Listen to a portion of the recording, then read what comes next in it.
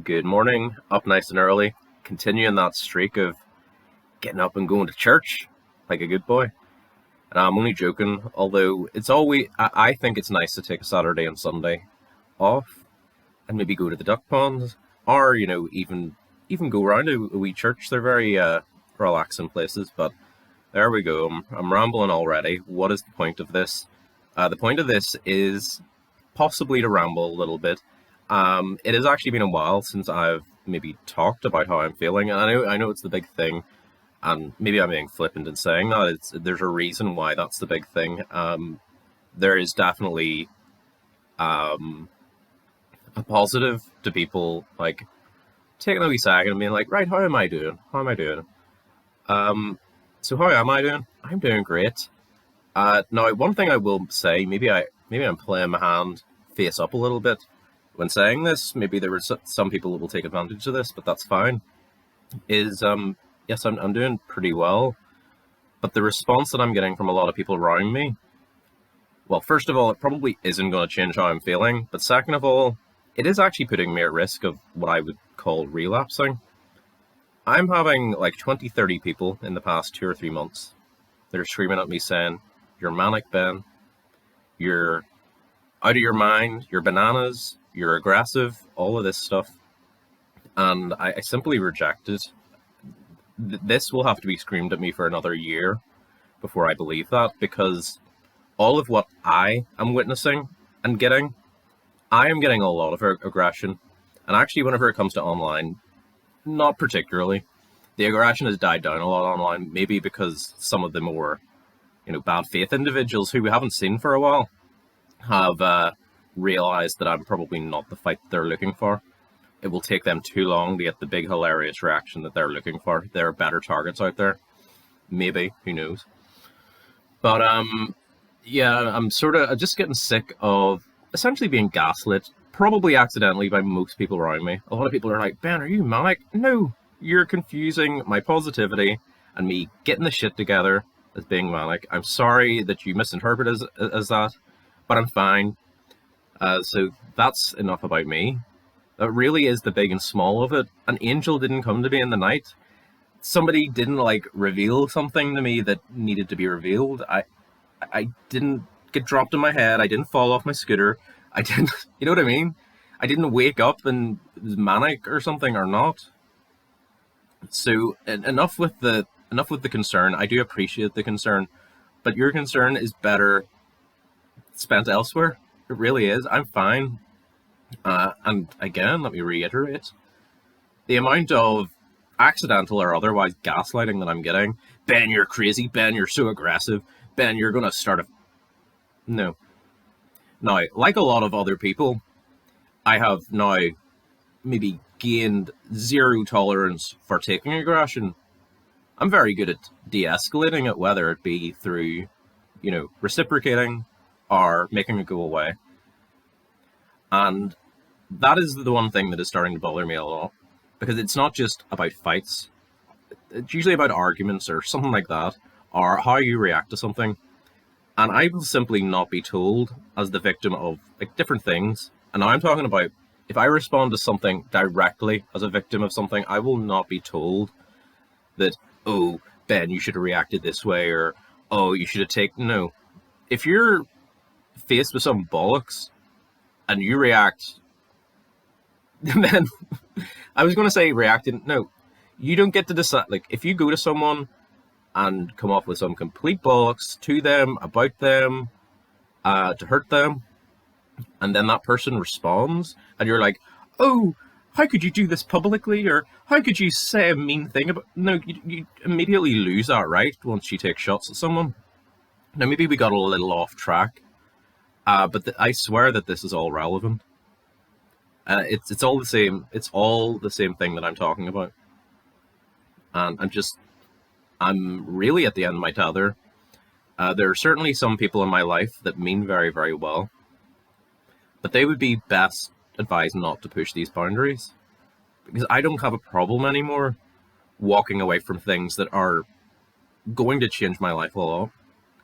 Again, being not manic, I understand that losing people close to you is hugely horrible.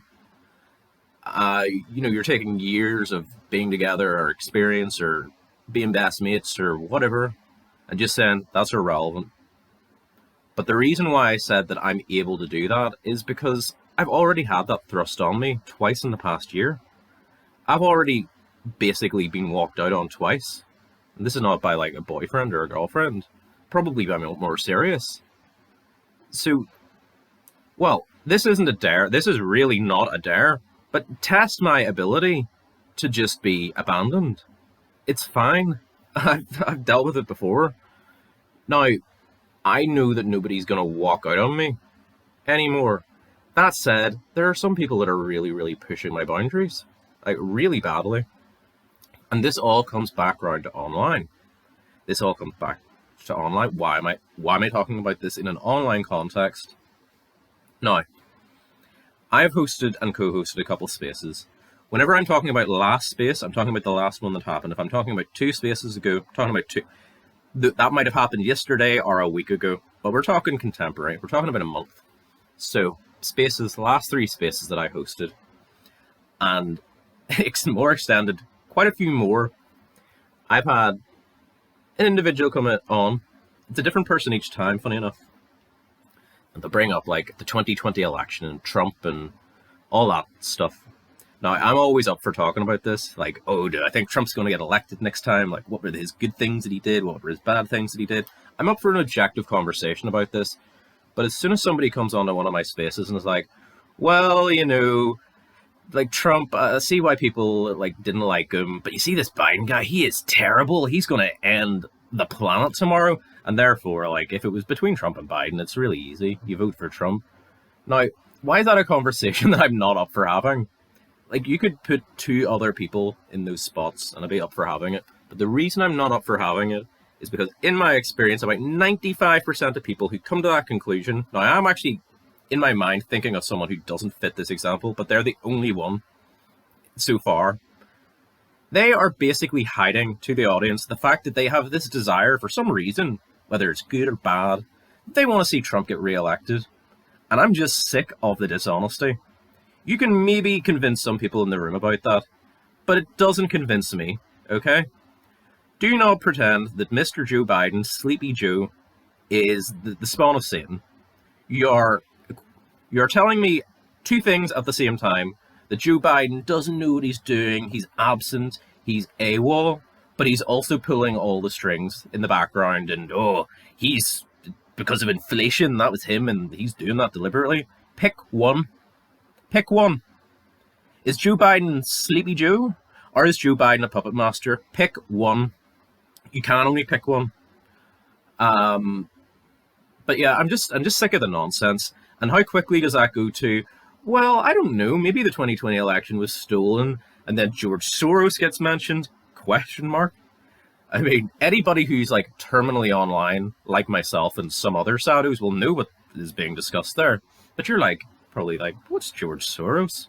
Yeah, don't even bother. Don't even bother. Because it quickly goes to George Soros, and then, the big one, the big classic one. Every conspiracy leads there.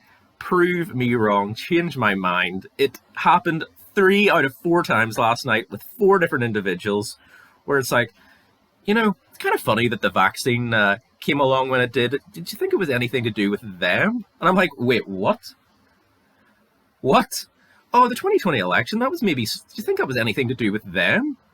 Oh, there are a lot of gay people that are coming out recently. Do you think it's anything to do with them? So, I have made it very, very clear, the conversation that I'm not willing to have.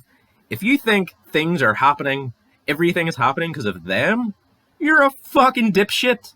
Do it on your own time. Any new party that comes along that has this foundation of, well, I think there's like an evil cabal and that's why there's gay people and that's why Trump is like being unfairly treated, you're bonkers, okay? And maybe I'm so super aggressive for saying that. Too bad. You come onto a space that I was co-hosting, you derail it with tinfoil hat nonsense, the 2020 election, the far left, the far right. All this nonsense that wasn't being talked about. Take your far left, take your far right, somewhere else, pack it up in a little bow, and just take it elsewhere. Will not be on my time. And the little apology or the little sympathy tour that came with that was so unexpected. Really, really funny of that person to think that he was going to just walk onto a space with a bunch of loyalists, do his space or do his little speech, and have them be like, "Wow, you're amazing." Nah, they saw through it as well. They saw through it as well, and the person that followed you and did all the 2020 conspiracy nonsense as well, they got laughed out of the room. If you think loyalists are union, well, maybe unionists, I don't know. If you think loyalists are your audience that are going to listen to you being like, "Oh, do you think they stole the election?" You're whistling in the wind. You're whistling in the wind. I I witnessed like some young Israeli guy fall into the same trap. He was like, "I'm going to like shame the West into sending us warships." He goes on to this loyalist space. He does the whole nationalism thing of like, "Well, Israel, we're really great." And yeah, laughed out of the room. People were like, it's a pretty tough situation in Israel, Palestine, but I think we've actually done everything that we could. And then within 5 minutes, this young Israeli guy gets tilted. He's like, "These are fucking F words, cunts, all this sort." Then starts referring to like Palestinian civilians as all really horrible things this guy got tilted. And the same thing happened last night.